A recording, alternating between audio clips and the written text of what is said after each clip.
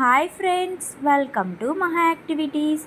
ఈరోజు మనం కషాయం ఎలా చేయాలో చూద్దాము. ముందుగా మనకి కావాల్సినవి చెక్క, లవంగం, మిరియాలు, అలానే అల్లం. ముందుగా మనం చెక్క, లవంగం రెండు కొంచెం డైరెక్ట్గా వేయకుండా కొంచెం లైట్గా దంచేసుకొని 2 గ్లాసులు వాటర్ పోసుకొని దాన్ని బాగా మరగనివ్వాలి. ఆ మరుగుతున్న వాటర్లో ఇవి దంచేసుకున్నాం కదా, అవి వేసేసుకొని బాగా హైలో పెట్టి మరగనిస్తూనే ఉండాలి. దాని తర్వాత అలానే మిరియాలు కూడా తీసుకొని మిరియాలు కూడా లైట్గా అలా దంచుకొని ఆ మిరియాల పొడి కూడా దాంట్లో వేసేసుకోండి. లాస్ట్లో అల్లం అన్నమాట.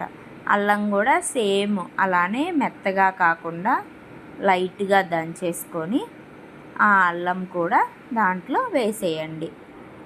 అగోండి అలా దంచుకొని ఆ మరుగుతున్న వాటర్లో వేసేసి బాగా మరగనివ్వాలి. మీరు 2 గ్లాసులు వాటర్ పోస్తే 1 గ్లాస్ అయ్యేంత వరకు బాగా మరగనివ్వాలి.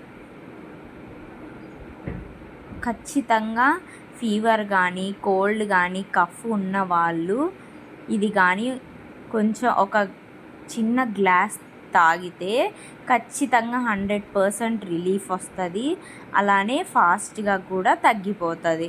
గొంతు నొప్పికి ఇంకా చాలా బాగా ఉపయోగపడుతుంది అన్నమాట. ఇది ఖచ్చితంగా కోల్డ్ చేసినప్పుడు కానీ, కఫ్ ఉన్నప్పుడు కానీ, ఫీవర్ ఉన్నప్పుడు ఇంట్లో ఇలా చేసుకొని మీ పిల్లలకి కానీ పెద్దలు కానీ ఎవరైనా తాగొచ్చు. పిల్లలకైతే ఒక 2 to 3 spoons తాపివ్వండి.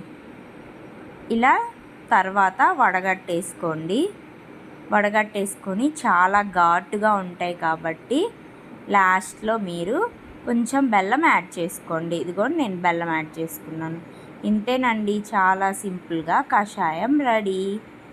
Please like, share and subscribe to మహా యాక్టివిటీస్. మీకోసం ఇంకా మరెన్నో ఇంట్రెస్టింగ్ వీడియోస్ అలానే తెలియని వీడియోస్ కూడా మీ ముందుకు తీసుకొస్తాను.